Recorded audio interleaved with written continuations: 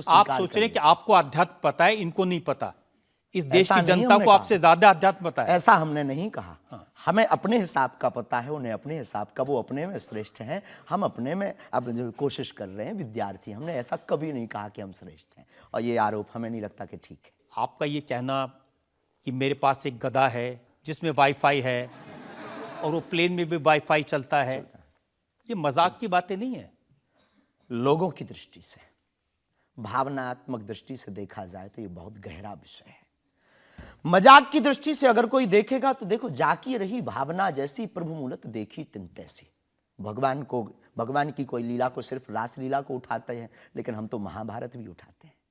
तो अपनी अपनी दृष्टि है। हम ये मजाक में नहीं कहते, हम उनको बताना चाहते हैं कि हमारे देवी देवताओं से जो हमारे इष्ट की परंपरा की जो निशानी है वो अगर नज़दीक रहे, गुरु की निशानी अगर नज़दीक रहे, माता पिता की बातों की निशानी नज़दीक रहे, तो बेटा कभी गलती नहीं करेगा, वो चार चांद लगाता रहेगा। शास्त्री जी, इसको कहते हैं आप अंधों के शहर में आईना बेचने की कोशिश कर रहे हैं।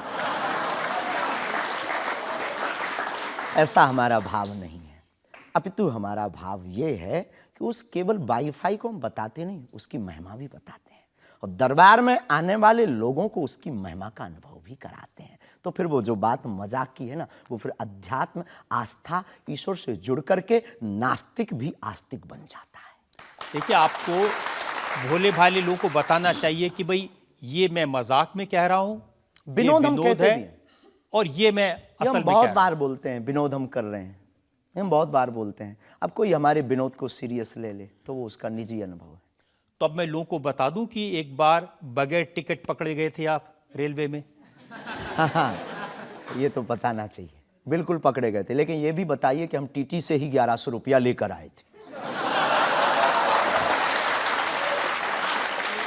उसी टीटी से लेकर आए थे, और जिस वाईफाई की आपने चर्चा की उसी वाईफाई की दम पर उसके बाप का नाम बताकर लेकर आए थे। इसी तरह की बातें कह के ऐसे दिखाते हैं जैसे चमत्कार कर दिया, जैसे मेरे ऊपर हनुमान जी की बहुत कृपा हो गई, मैं भविष्यवक्ता हूं, और फिर जो भोले भाले लोग हैं वो प्रभावित हो जाते हैं। हमने कभी एक नहीं दावा किया कि हम चमत्कारी हैं। आज भी आपकी अदालत में हम कहते हैं कि हम कोई चमत्कारी नहीं है, हम कोई ईश्वर नहीं है, हम कोई महात्मा नहीं है, हम एक आम इंसान हैं। लेकिन हमारी अपने इष्ट की प्रति आस्था, ऋषि परंपरा के प्रति आस्था है, जो महर्षि वाल्मीकि से पत्र दरबार की महिमा चली है, उस महिमा का हम अनुकरण करते हैं, और उस आस्था में उलझनों में का रास्ता मिल जाता है, तो उसे आप चाहे चमत्कार मानिए, अथवा फिर आप अपनी बुद्धि से जो जिसने जो जाना वो हमें माना। देखिए शास्त्री जी, बहुत सारे ऐसे लोग हैं, गरीब हैं, परेशान हैं, बीमारियों से थके हारे हैं, डॉक्टर से आशा छूट जाती है, हॉस्पिटल से आशा छूट जाती है, वो आपके पास आते हैं, वो सोचते हैं यहाँ इलाज मिलेगा। किसी का बच्चा बोल नहीं सकता, किसी का बच्चा चल नहीं सकता, वो लोग बड़ी आस्था विश्वास लेके, जो मैंने जानकारी हासिल की, वो आते हैं, सोचते हैं कि यहाँ से शायद उन्हें कोई रास्ता दिख जाएगा, और उन्हें मिल जाता है। जो आते हैं श्रद्धापूर्वक आते हैं। देखो, जिंदगी में अगर वो परेशान है और डॉक्टर से परेशान होकर के या कहीं से भी निराश होकर के आया और उसे कुछ मिले ना मिले, हम ये तो नहीं कहते, जिसकी जितनी निष्ठा उसको उतना हमारे बागेश्वर बालाजी के दरबार में मिलता है। और अगर नहीं मिलता, अगर उसे जीवन जीने की अगर डांडस और सात्वना मिलती है, तो क्या ये भी कम है?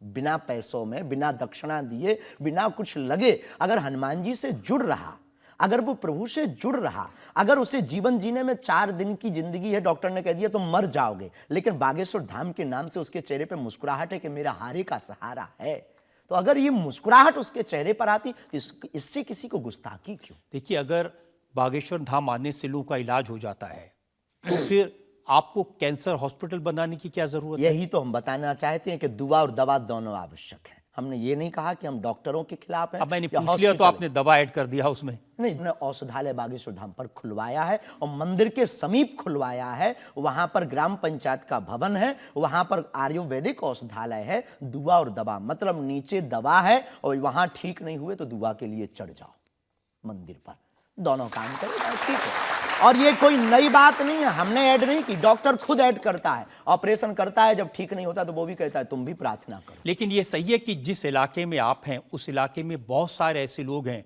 जो इसी तरह पर्ची निकालते हैं, जो इसी तरह दुआ की बात करते हैं। पूरे भारत में ऋषि परंपरा के अनेक लोग हैं, बहुत लोग तो नहीं कह सकते, पर अनेक लोग पूरे भारत में हैं। और केवल हमारे इलाके में नहीं, पूरे भारत में। हमारे इलाके में बागेश्वर बालाजी की महिमा और दादा गुरुजी के पास दरबार से, कृपा से बहुत से महापुरुष और भी। मैं बताता हूँ, एक लवलेश नाम के गुरुजी हैं, 20 साल की उम्र है, और वो भी इसी तरह से पर्ची निकालते हैं। वो भी इसी तरह से। हम कभी ऐसे मिले नहीं, इस भाव से हमारा कभी मिलना नहीं हुआ, और इस विषय पर उनका निज मत हो हम कह नहीं सकते, ईश्वर जाने। नहीं, मत तो पता नहीं, उनके ऊपर रेप का इल्जाम है और वो जेल में है, कह नहीं सकते। तो उस एरिया में ऐसे और भी बहुत सारे लोग हैं। अभी हम अर्जी लगाने के हिसाब से घूमे नहीं हैं। आप कहो तो इस बार जाकर के घूमेंगे कितने लोग हैं। अभी तो हमें एक पता है, छतरपुर जिले में एक गढ़ा गांव है, वहां बागेश्वर धाम है, वहां सदगुरु सन्यासी बाबा से परंपरा चली दरबार की, आप भी आइए। ये बात सही है कि देश में बहुत सारे ऐसे लोग हैं जो कहते हैं हमारे पास सिद्धि है।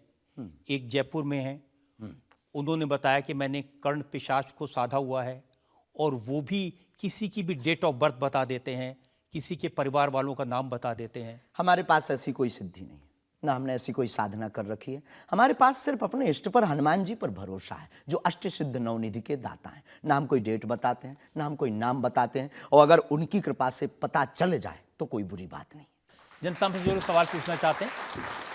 आमतौर पर क्या होता है कि संत का नाम आते ही हमारे माइंड में एक इमेज बनती है कि दाढ़ी होगी, बहुत ही जो उनकी वेशभूषा होगी बहुत ही सिंपल और सरल होगी, लेकिन आपकी वेशभूषा देख के, टोपी देख के लगता है एकदम कलरफुल रहता है। आपके दुनिया ही रंगीन है तो साधु को भी रंगीन होना चाहिए। बहुत बढ़िया।